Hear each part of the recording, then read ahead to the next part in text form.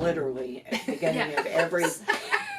And again, the Israelites did evil in the sight of the Lord. That's right. And again, it was like this mountain, like a mountain. Then they go down. Then they go back up. You know. But you know, I think sometimes that we can be like they were in the sense of they didn't cry out to God until the distress got so bad. Yeah. And I think we can do that too. Oh yeah. You know, where it's like, oh, why didn't I think to do that first? Why didn't I pray first? Why didn't I cry out to God first?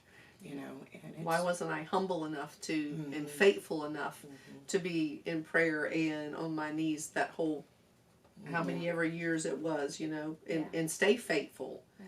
I mean, he's been faithful to us since the beginning of time, right? Yeah, and there's nothing too small to bring to him. No, even though we think we can control it and think it's so small and you know whatever controllable. Yeah. And the way that he was so faithful, I mean, they didn't know what was going to happen. 20 years jumping forward, Deborah herself did not know, but the Lord had a plan, you know, of deliverance for them, and that's encouraging when you can look back at that and know, he has a plan. And just like Jeremiah says, you know, he has a plan. He has a plan, and many times that's our problem is that we get to a place, and I think it's in this in this story, this lesson. I always hate to say story because it always sounds like it's not a real thing. But in this life experience, how's that? Life experience. Does that sound good? Yeah. In this life experience, but I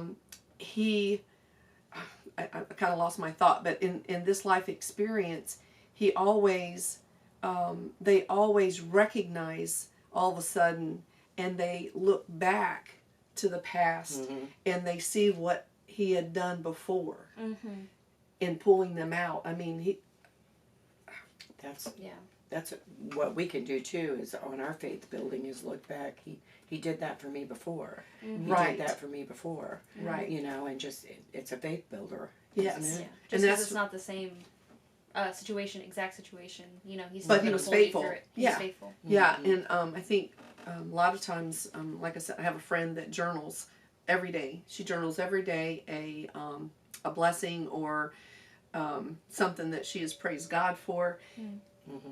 And what a good thing to be able to go back and see that, you know, not just a prayer journal. This is not just a prayer journal or a thought journal.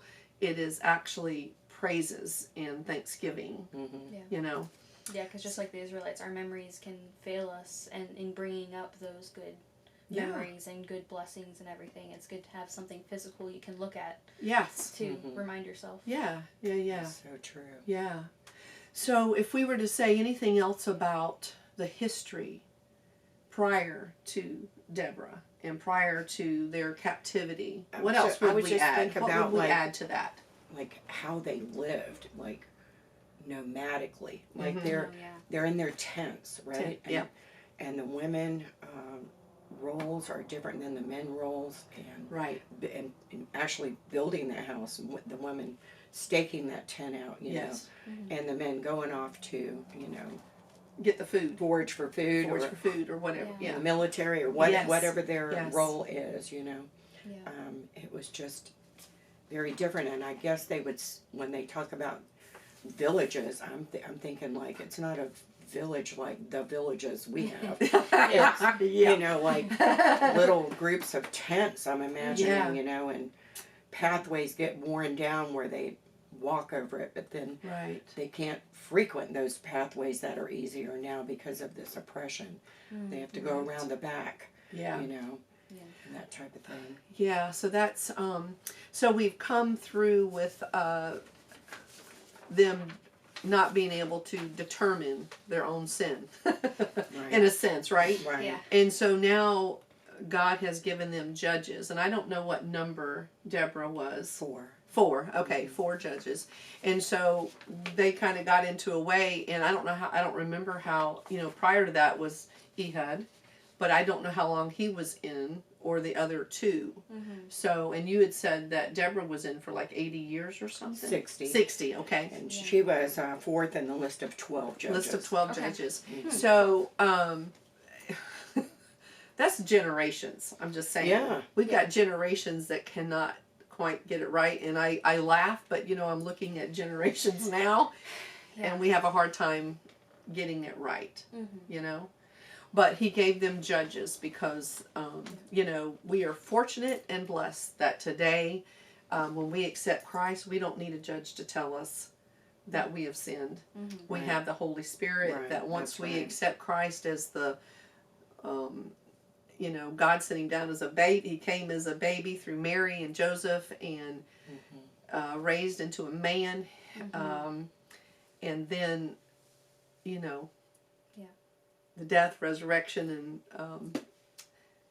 but we have the Holy Spirit that guides us and directs That's us. true. We don't need a judge. Now there are judges. We do have judges here. Yes, because we do need to listen to the law of the land. Yes, we need to listen to the law of the land, and sometimes we need that. But when we make those steps in the left or to the right, and it's not what God has called us to do or how He's called us to act, we have I something think a little different. Yeah, and He can send people, as long as the people are obedient, He can send people to you that will help you and get corrected. Yes.